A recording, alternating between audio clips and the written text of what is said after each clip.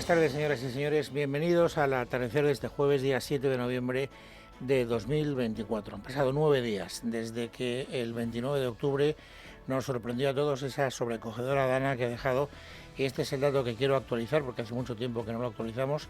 Hasta el momento, 219 víctimas mortales. Este es el último dato que ha facilitado el Gobierno. De esas 219 víctimas mortales hay 165 cadáveres identificados y 54 sin identificar. Y eso significa, teniendo en cuenta que hay 93 desaparecidos registrados, que en el mejor de los supuestos, es decir, suponiendo que esos 54 cadáveres todavía no identificados formen parte de los 93 desaparecidos, al menos en este momento, este es un dato que me gustaría que todos lo tuviéramos en la cabeza, hay 39 cadáveres de cuyo paradero no tenemos ni la más remota noticia. Y esta es una de las labores que se están marcando los responsables de tratar de llevar un poco de normalidad a la zona afectada como, actividad prioritaria. Pasado mañana, el día 9, llega un buque del CSIC, el Ramón Margalef, para tratar de rastrear las zonas costeras del mar, porque se supone que muchos de esos cadáveres están en el mar, han sido arrojados por la riada al mar, y además, entre tanto, los GEAS, con ayuda de los barcos pesqueros valencianos, están explorando la albufera a ver si encuentran alguno de esos cadáveres de cuyo paradero no hay todavía ninguna noticia. De momento no consta que hayan encontrado ninguno. Bueno, me parece que era importante hacer esta reflexión porque como estamos metidos en la vorágine del desastroso ambiente que estamos encontrando en todos los pueblos que visitamos, los testimonios tan aterradores de la gente que se ha quedado sin casa, sin familiares, sin vivienda, sin futuro, sin sustento, pues perdemos un poco de vista ese dato que me parecía que era interesante subrayar. La situación, no puedo decir para nada que esté normalizada, pasarán muchos meses, años, hasta que se vuelva a normalizar, pero de momento podemos decir que ya están allí los militares, que ya está la ayuda que se reclamaba desde hace 9 días y que por lo tanto la situación no va a empeorar, salvo, y este es el gran riesgo que en este momento conviene controlar, que se empiecen a detectar los primeros problemas de carácter sanitario. Hoy la ministra de Sanidad, Mónica García, ha estado en Radio Nacional de España y la verdad es que no parecía muy preocupada. No hay ningún signo de que haya ningún brote, ha habido alguna gastroenteritis aguda, pero que ahora mismo no hay ningún signo ni hay ningún signo de alarma. Pero también es verdad que hemos hablado con expertos de la Organización Mundial de la Salud que nos advierten, de que el proceso es largo y que todas esas aguas estancadas y todas esas aguas sucias pues pueden traer tanto patógenos, microorganismos como vectores que puedan transmitir algunas enfermedades. Bueno, quiero pensar que ella va a estar atenta y que si hay alguna situación, de emergencia, vamos a reaccionar con prontitud. Esto es lo que más nos preocupa en este momento, por lo menos lo que más me preocupa a mí, porque creo que los seres humanos tienen que estar por delante de cualquier otra controversia política. Pero si quiero contarles lo que está ocurriendo hoy en nuestro país, a propósito de las consecuencias de esta terrible dana, les tengo que decir que ya ha empezado sin ningún tipo de disimulo esa partida de ping-pong a ver quién lo ha hecho peor. Si la administración del gobierno central, de Pedro Sánchez, o la administración del gobierno autonómico de Carlos Mazón. Fíjense que ha durado poco la especie de tregua que quiso decretar el presidente del gobierno, Pedro Sánchez, después del Consejo de Ministros del pasado martes. Hoy es jueves, han pasado solo 48 horas. Se reunió el Consejo de Ministros para dar la sensación de que iban a tomarse muy en serio la reconstrucción y que iban a ayudar a todas las víctimas, y anunció una enorme batería de medidas. Y entre otras cosas, conviene recordarlo, en esa comparecencia Pedro Sánchez dijo que estaba absolutamente satisfecho y que reconocía el mérito, el trabajo y el esfuerzo de la Generalitat Valenciana. Desde el Gobierno de España tenemos todo el respeto, todo el reconocimiento a la encomiable labor que están haciendo los servidores públicos de la Generalitat Valenciana, de las diputaciones provinciales y de los ayuntamientos. Todos somos Estado. ¿Por qué quería recordar estas palabras? Porque solo han pasado 48 horas y ya Diana Morán, ministra de Ciencia, Innovación y Universidades, valenciana, una persona que está tratando de aprovechar el escaparate que le da esta situación para hacer promoción de su carrera política, ya ha empezado esta mañana en Telecinco a señalar con el dedo a Carlos Mazón y a anunciar que se van a tomar responsabilidades por la tardanza de la Comunidad Valenciana, esa comunidad de la que estaba tan satisfecho el señor presidente del Gobierno hace 48 horas a la hora de alertar a los ciudadanos del peligro que corríamos. Se convoca el centro de emergencias de aquí de la Comunidad Valenciana a las 5 de la tarde y hay una verdad, que es que a la gente no le llega el móvil hasta las 8:15 de la tarde. Y ya era tarde. Volveremos a ese día. Se tendrán que depurar las responsabilidades de quien no hizo bien su trabajo. Dice la señora Morán que no hizo bien su trabajo el señor Mazón. Y tengo que decir que creo que tiene razón. El señor Mazón no hizo bien su trabajo. También creo que no hizo bien su trabajo el gobierno de Sánchez. Y por eso digo que hemos entrado en esa especie de disputa, de partida de ping-pong, a ver quién lo ha hecho peor. Acabamos de escuchar a una miembro del gobierno de la nación española, Diana Morán. Y ahora vamos a escuchar a Miguel Tellado, que es el portavoz parlamentario del principal partido de la oposición, diciendo que las responsabilidades las tiene que dar el gobierno porque, entre otras razones, Teresa Rivera, vicepresidenta del gobierno, hasta las 8 de la tarde no alertó a la Generalitat Valenciana del riesgo de la rotura de la presa de Forata, que fue el elemento informativo que hizo que Carlos Mazón, tarde y mal, comunicara a todos los ciudadanos valencianos el riesgo que estaban corriendo. Y ese es el argumento que utiliza Tellado para señalar en la dirección contraria a la hora de buscar culpas. Lo cierto es que Pedro Sánchez debería estar en el pleno de la próxima semana explicando qué hizo o qué no hizo la Confederación Hidrográfica del Júcar, que depende de la vicepresidenta tercera del Gobierno de España, que yo lamentablemente tengo que decir que más de una semana después aún no sabemos dónde está. Así que ya pueden ustedes dar por hecho que a partir de ahora este juego de a ver quién lo ha hecho peor será el que vaya a presidir las declaraciones políticas de unos y de otros. Ayer escuchábamos a Cuca Gamarra, la secretaria general del Partido Popular, defendiendo a Carlos Mazón. A mí me dio la impresión de que sin demasiada convicción. Yo creo que en el Partido Popular tienen una idea bastante clara de que Carlos Mazón no reaccionó bien, no ha reaccionado a tiempo y además está dando una idea bastante clara de que esta situación le viene grande. Hoy le han vuelto a preguntar al portavoz parlamentario, a Miguel Tellado, sobre la actuación del señor Mazón. Y vuelvo a tener la misma impresión que tuve ayer cuando escuchaba a Cuca Gamarra. La defienden, sí, pero a mí me parece que con una convicción justita.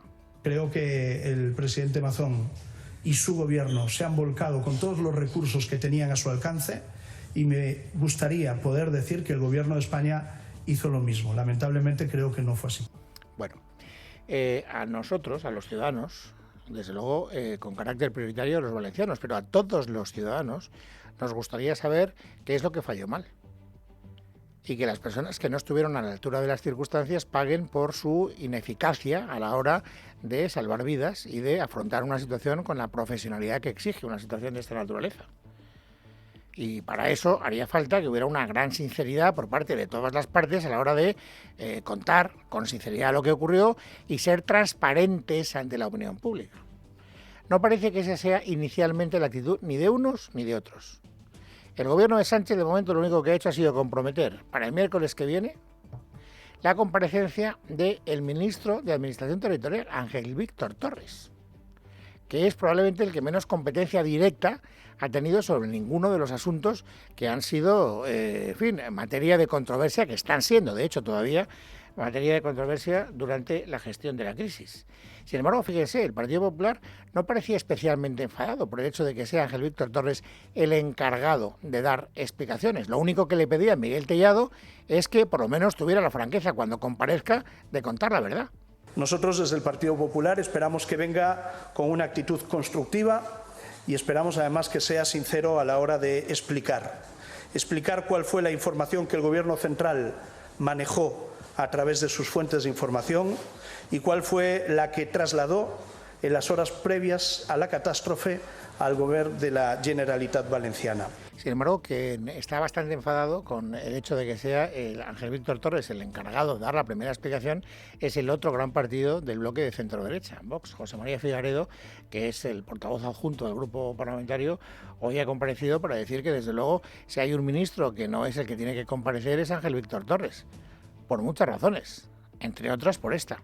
Alguien que ni ha tenido competencia, ni tiene conocimiento directo de las cuestiones que se han llevado a cabo, alguien que solo va a poder leer el papel que alguien le escriba y que lo usan como parapeto para evitar que Sánchez dé las explicaciones que son más que pertinentes. Bueno, pues como ven, ya estamos de hoz y coz en este paisaje de utilización política de la tragedia para ver qué partido desgasta más al otro, si el de la oposición al gobierno o el del gobierno a la oposición. Y eso se ha visto también hoy, déjenme que lo cuente, no sé si como anécdota, para echarse a reír o a llorar, en la Asamblea de Madrid. Porque hoy ha habido pleno en la Asamblea de Madrid y naturalmente este asunto ha estado presente. Manuela Bergerot, que es la lideresa de la oposición, porque ya saben ustedes que el principal partido de la oposición en la Asamblea de Madrid es Más Madrid, y la lideresa de Más Madrid es Manuela Bergerot. Bueno, pues Manuela Bergerot decía, en un momento de su intervención, que el gran problema de fondo que hay es que el Partido Popular no cree en esto del cambio climático, y les acusaba de negacionistas. Y entonces, para tratar de buscar un contraste, en un momento de entusiasmo dialéctico, ha hecho esta consideración en voz alta. Mientras los imitadores madrileños de Trump pisan el acelerador del cambio climático, nosotros no vamos a ceder a la resignación. En Más Madrid vamos a seguir representando una alternativa radicalmente diferente, una alternativa verde y feminista. ¿Y cuál ha sido la respuesta de Isabel Díaz Ayuso? Escúchenla. ¿Y usted me ha preguntado por el clima o por el clímax? Porque si de algo sabe su partido es de calentamiento. Cuéntame, amiga, yo sí te creo. ¿Van a beneficiar con su ley del sí a Errejón? ¿Llegaban solas y borrachas a casa cuando salían con Errejón de noche? Bueno, pues esta es una muestra de hasta dónde está llegando esa confrontación política con la tragedia valenciana de fondo. Cada uno que saque sus propias conclusiones. Mientras tanto, naturalmente yo creo que a los valencianos este asunto mucha gracia no les hace. Por muy ingeniosas que sean las respuestas parlamentarias, ya sea en la Asamblea de Madrid o en cualquier otro foro parlamentario. Ellos lo que quieren es que les ayuden. Y el gobierno de Pedro Sánchez, naturalmente, pues está comprometiendo ayudas. Bien, es verdad que está comprometiendo esas ayudas condicionándolas, de alguna manera, por lo menos dialécticamente, a que los partidos de la oposición apoyen los presupuestos generales del Estado, que es otra de las polémicas que ha irrumpido con fuerza durante los últimos días. Hoy, Diana Morán, que ha sido la ministra más activa, la valenciana, la que quiere utilizar esto como escaparate para su propia promoción política, ha vuelto a repetir lo que ya dijo Pedro Sánchez antes de ayer. Esta es una prioridad indiscutible y la obligación también de aquellos que tienen la responsabilidad de votar los presupuestos es apoyar los presupuestos que sean buenos para la gente, sobre todo en situaciones como esta, que aquí lo que se espera es altura, estar al lado de la gente que sufre y que tiene dolor. Bueno, ya hemos oído desde el mismo día que lo dijo Pedro Sánchez, desde el mismo martes, ya ha habido declaraciones de todos los dirigentes del Partido Popular y también de Vox diciendo que, por supuesto, no van a ceder a ese chantaje. Y han explicado lo que, por otra parte, parece que los técnicos corroboran, y es que no hace falta aprobar unos presupuestos generales del Estado para que las ayudas prometidas por el Gobierno lleguen a las víctimas de la DANA en la Comunidad Valenciana. La prueba más evidente de que eso es así es que esas ayudas ya están empezando a ser, digamos, comprometidas públicamente por el Gobierno. Hoy ha comparecido Susana Crisóstomo, que es la subsecretaria del Ministerio del Interior, para concretar algunas de esas ayudas. Leticia Vaquero. Según ha explicado la subsecretaria del Ministerio de Marlaska, Susana Crisóstomo, en rueda de prensa, amplían el plazo de solicitud de las ayudas personas y a inmuebles de 1 a 2 meses hasta el 7 de enero. Asimismo, han eliminado requisitos para que las ayudas lleguen a más gente y de manera más rápida. En la ayuda por fallecimiento se elimina el requisito de la dependencia económica para que los padres y los hijos mayores de edad puedan ser beneficiarios de las ayudas. Crisóstomo ha explicado que en la zona de la Dana hay 10.000 policías trabajando, los cuales han desplegado desde hoy 3 oficinas móviles para trámites de DNI en Sedaví, Alfafar y Benetúser, aunque pronto las habilitarán también en Chiva, Paiporta y Utiel. Mañana la DGT dará instrucciones sobre cómo conseguir duplicados de los carnets de conducir. Mientras tanto, el Consorcio de Compensación, dependiente del Ministerio de Economía, ha recibido 116.000 solicitudes en 8 días, el equivalente a las de un año. El director general de Seguros, José Antonio Fernández, ha explicado que las solicitudes se tienen que peritar para verificar verificar la existencia de los daños y el correcto pago de la póliza. Lo que estamos haciendo es desplegar toda la fuerza de peritos que actualmente tenemos desplegados, en torno a 800, esperamos prácticamente duplicarlos la semana que viene y a partir de ahí poder determinar cuáles han sido las zonas mayormente afectadas, de tal forma que al menos la cantidad mínima conocida de cada uno de los siniestros se pueda ir abonando a los perjudicados para que no sea un problema el financiero añadido al drama social. Por tanto, las ayudas las irán recibiendo en varios pagos. Bueno, esto es lo que les podemos contar en relación al capítulo informativo de la Dana, si queremos llamarla así, las consecuencias de la terrible tragedia climatológica que hemos padecido en nuestro país, pero eso no quiere decir que haya otros frentes informativos que poco a poco vayan reclamando la intensidad que tenían antes de que hace 9 días llegara esa Dana tan terrible a nuestro país. Hoy ha habido una novedad interesante. Y además yo creo que de consecuencias difícilmente previsibles, por lo menos a corto plazo. Estaba previsto, saben ustedes que el juez Ismael Moreno había hecho una comunicación detallada al Tribunal Supremo pidiéndoles que investigaran a José Luis Ábalos a propósito de todo el escándalo que se organizó como consecuencia del informe de la UGO que ya hemos conocido y que habíamos comentado hasta la saciedad. Bueno, pues hoy ha habido respuesta por parte del Tribunal Supremo, la respuesta esperada. Naturalmente, acogen la petición de Ismael Moreno y se harán cargo de la investigación. Miguel Ángel Pérez. Buenas tardes. El Tribunal Supremo asume la causa penal contra el exministro de Transportes y exmano derecha de Pedro Sánchez, José Luis Ábalos, al apreciar indicios de delitos en la exposición razonada remitida por el magistrado de la Audiencia Nacional Ismael Moreno en el marco de la trama Koldo. En un auto de 8 páginas al que ha tenido acceso Libertad Digital, el Supremo afirma que respecto a las personas no aforadas incluidas en las diligencias que instruye el juez Moreno, el procedimiento deberá continuar en la Audiencia Nacional y que la extensión de la competencia del Supremo solamente será procedente cuando se aprecie una conexión material inescindible con los hechos investigados respecto a la persona aforada. El auto de la sala, del que ha sido ponente el magistrado Andrés Martínez Arrieta, destaca, tras hacer un resumen del contenido de lo remitido por el juez de la Audiencia Nacional, que los hechos descritos, sin perjuicio de lo que pudiera resultar de la investigación, pudieran ser constitutivos, de acuerdo con la exposición razonada, de un delito de pertenencia a organización criminal, tráfico de influencias, cohecho y malversación. Por último, el Supremo nombra como instructor al magistrado Leopoldo Puente.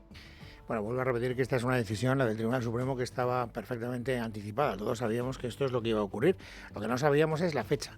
El Partido Popular ya había pedido con carácter previo la dimisión de Pedro Sánchez, pero esta noticia le ha dado una coartada más para volverla a pedir y además argumentadamente. Escuchen al portavoz parlamentario del PP, a Miguel Tellado. Yo tengo que recordarle al Partido Socialista que cuando el investigado fue el señor Koldo García, se apresuraron a pedir la dimisión del señor Ábalos. Y yo me pregunto si ahora que el investigado parece ser que va a ser el señor Ábalos, si no debería dimitir quien ha nombrado al señor Ábalos. Hay que decir que una cierta lógica argumental tiene esta exposición del portavoz parlamentario del Partido Popular, del señor Tellado, por lo menos a mí me lo parece. Y también ha habido reacción, también era esperado que así sucediera, por parte de José María Figaredo en nombre de Vox, del otro partido del bloque del centro-derecha. Naturalmente Vox también ha pedido muchas veces la dimisión de Sánchez, o sea, no es que no la haya pedido hoy, que eso quiere decir que de repente haya decidido que Sánchez no deba dimitir por eso, pero es verdad que José María Figaredo no ha hecho hincapié, como Tellado, en la dimisión de Sánchez, sino en las explicaciones que Sánchez debe dar. A Vox lo que le está molestando más, al parecer, es el hecho de que el presidente del Gobierno esté buscando todos los días una excusa distinta para no comparecer ante el Parlamento y dar la cara. Uno de los motivos por los cuales Pedro Sánchez se esconde y se niega a comparecer ante la soberanía nacional es precisamente para no dar explicaciones sobre la corrupción que asedia su gobierno. Su mujer, su hermano, Ábalos, el que era su número 2, sus ministerios, sus altos cargos, están implicados, metidos hasta las cejas en corrupción. Y naturalmente no consta, al menos hasta ahora, hasta las 4:20, a mí no me consta que haya habido ninguna reacción por parte ni de miembros del Gobierno ni de miembros destacados del Partido Socialista. Bueno, ni de miembros destacados ni no destacados. No me consta ninguna reacción de ninguna persona que milite en el Partido Socialista. Y ya veremos si las hay en los próximos días, porque el Gobierno pretende, vamos a ver si lo consigue, que el próximo miércoles no haya sesión de control. Por lo tanto, si algún grupo parlamentario tenía previsto incidir, volver a preguntar sobre esta cuestión, pues a lo mejor se encuentra con que no tienen la oportunidad de hacerlo. Ya veremos lo que pasa durante las próximas horas. Y un asunto más, antes de ir al resumen de otras noticias destacadas del día. Naturalmente, ya saben ustedes que la victoria de Trump, incontestable, por otra parte, es un dato conocido que ha dejado perplejos a todos los observadores políticos, porque muchos de ellos creían que Trump iba a ganar, pero ninguno consideraba que fuera a ganar de una manera tan aplastante, por una diferencia tan abrumadora. Bueno, esto ha permitido que Trump llegue al poder con más poder que ningún otro presidente del gobierno antes que él. Y ya está preparando los primeros pasos y ya está empezando a considerar quiénes tienen que ser las personas que le rodeen en su nueva etapa en la Casa Blanca. Verónica Jorro. La campaña de Trump ya está en modo transición para su segundo mandato, que comenzará el próximo 20 de enero. El asesor de Trump, Jason Miller, ha explicado en Político que el presidente plantea promulgar en su primer día 2 decretos para cerrar la frontera con México e impulsar la perforación de petróleo para rebajar los precios, mientras se empiezan a barajar los posibles nombres para conformar el equipo de gobierno. Según el Washington Post, el senador de origen cubano, Marco Rubio, es el favorito para convertirse en secretario de Estado. Eso en Estados Unidos. Al otro lado del charco, en Europa, en Budapest, los líderes europeos se muestran a favor de estrechar lazos con la nueva administración estadounidense, pero a la vez subrayan la importancia de que el bloque tenga más influencia en la escena global, sea menos dependiente y refuerce su propia seguridad y defensa. Ursula von der Leyen es la presidenta de la Comisión Europea. Vamos a trabajar con la nueva administración de Trump de buena manera, dice. Ya tengo experiencia trabajando con el presidente Trump y creo que lo importante es analizar nuestros intereses comunes. También presente en esa reunión el secretario general de la OTAN, Mark Rutte, que ha dado la razón a Trump avisando de que los aliados europeos tendrán que aumentar la inversión más allá del 2% del PIB. Parte de esto, y tiene razón Trump, es que del lado europeo tendremos que gastar más y hacer más para cumplir los objetivos de capacidades. Durante la campaña electoral, Trump ha apuntado que los miembros de la Alianza Atlántica tienen que dedicar al menos el 3% en defensa, apuntalando su mensaje de que Europa debe asumir un reparto más justo de la carga en la OTAN.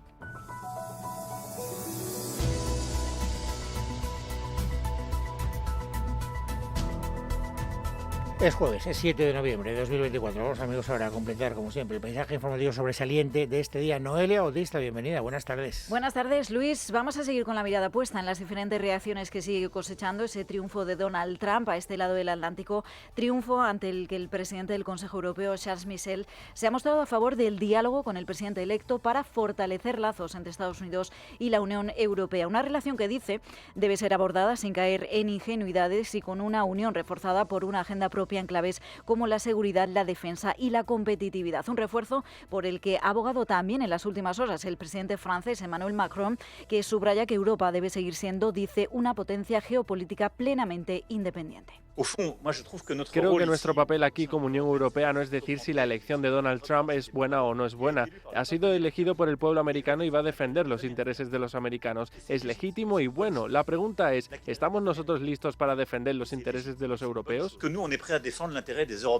Por su parte, Zelensky, el presidente de Ucrania, ha apelado también a una Europa fuerte y unida, dice, a la espera de medidas específicas de Donald Trump. Por cierto, que estamos muy pendientes de Alemania después de que se haya roto ese pacto de gobierno de Olaf Scholz con el Partido Liberal, lo que le obliga ahora a gobernar en minoría. Su debilidad la trata de aprovechar la oposición, que le ha pedido que celebre una moción de confianza la próxima semana.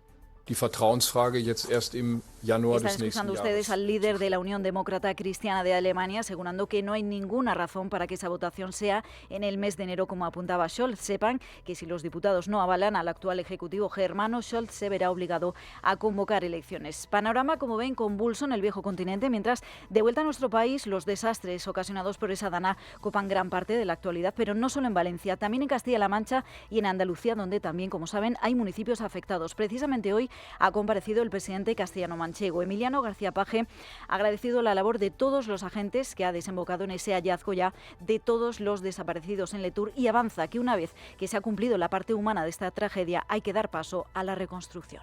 La parte espiritual del plan de recuperación, que es la humana, la podemos dar por finalizada afortunadamente, ¿no? Y afortunada y desgraciadamente al mismo tiempo. Ahora podemos entrar y vamos a entrar en el plan de reconstrucción, de recuperación. En 15 días, con casi seguridad, podremos plantear tanto aquí como en Mira el primer documento de plan a corto, medio y largo plazo, lo cual no quiere decir ni mucho menos que esperemos a 15 días para seguir con todos los trabajos. Reconstrucción para la que queda aún mucho en Valencia, donde aún siguen retirando lodo de las calles. Precisamente hace escasos minutos el Gobierno valenciano acaba de proponer al Gobierno central un plan frente a inundaciones con una inversión inicial de 2.390 millones de euros, un plan para los próximos 5 años. Por cierto, que los afectados por la Dana ha querido también dedicar sus primeras palabras, Luis, como miembro nato del Consejo de Estado, el gobernador del Banco de España. José Luis Escrivá, el exministro, ha tomado posesión de su nuevo cargo en un acto en el que ha querido empezar su discurso asegurando que la tragedia tiene a todos conmocionados y trabajan, dice, en el ámbito económico para que les compete para revertir sus efectos. Nuestra prioridad estos días no puede ser otra que trabajar para que la recuperemos lo antes posible y recuperemos la actividad económica y a todos los afectados. Pueden tener garantías de que en el Banco de España estamos haciendo todo lo posible para mitigar el impacto de este desastre en los ámbitos de los sistemas de pagos y la circulación de efectivo y en los de supervisión macro y microprudencial, al mismo tiempo que estamos trabajando para contribuir en la estimación de los impactos. En materia económica, atención también a los sindicatos, porque hoy han pasado a la acción pidiendo al Gobierno central que deje de un lado de una vez a los empresarios y apruebe el recorte de la jornada laboral a las 37 horas y media semanales. Unai Sordo es el líder de Comisiones Obreras. Hay que dar una batalla con la reducción de jornada, ¿no? Si se confirma, se va a confirmar la semana que viene la negativa de COE al acuerdo en los términos que están encima de la mesa, que es con un montón de ayudas y de recursos para las empresas, nosotros vamos a exigir al Gobierno que lleve adelante una iniciativa legislativa para la reducción legal del tiempo de trabajo. Y a partir de aquí la pelota va a estar en el ámbito político, en el ámbito de las cámaras legislativas, del Congreso. Por su parte, Pepe Álvarez ha acusado a la patronal de haber tomado el pelo, ha dicho literalmente, a todos durante año y medio de negociaciones. Sepan también que continúa la polémica después de que haya quedado desierto ese concierto de Muface por el que 1,5 millones de funcionarios disfrutaban de atención sanitaria privada. Hoy se ha celebrado una nueva reunión con los sindicatos a la que el mayoritario de la función pública, CESIF, ha llegado avisando de que iniciaría movilizaciones si no se solucionaba esta situación. Dentro de ese encuentro, hace unos minutos hemos conocido que la secretaria de Estado de Función Pública y la dirección de Muface les han trasladado a los diferentes sindicatos que se va a empezar a trabajar de inmediato en una nueva licitación más atractiva, han dicho, para las aseguradoras Adeslas, Asisa y DKV, que no acudieron a esa última oferta y que hasta hoy prestaban ese servicio. Mari Carmen Espejo es la portavoz de CESIF a la salida del encuentro. Después de la reunión mantenida, le informo que CESIF comenzará el próximo lunes una campaña de movilizaciones para salvar el modelo de Muface. La asistencia sanitaria de los mutualistas y de sus familias está en el aire y desde esta organización no vamos a permitir que el modelo del mutualismo administrativo se pierda y por tanto tomaremos todas las medidas que sean necesarias para que esto no suceda. Y un sonido más, Luis, que nos deja la crónica de tribunales al margen de José Luis Ábalos. Van a escuchar al exministro Eduardo Zaplana, que a la salida de la vistilla que se ha celebrado hoy en la Audiencia Provincial de Valencia para valorar si ingresa o no en prisión, ha defendido su inocencia y ha avanzado que va a recurrir su condena. Mi actuación en el plan eólico fue exactamente la misma que las ITVs. Es decir, ninguna. Yo voy a recurrir a todas las instancias, lógicamente, para demostrar mi inocencia. Voy a seguir peleando, esa es mi decisión, y ejerceremos todos los recursos legales que estén a nuestro alcance y a ello me voy a dedicar. Ha confesado que la sentencia ha supuesto un duro golpe después de haber aportado un informe médico de 2019 para evitar su entrada en la cárcel. Asegura Luis que no está en su ánimo fugarse ante el peligro que está alegando la Fiscalía.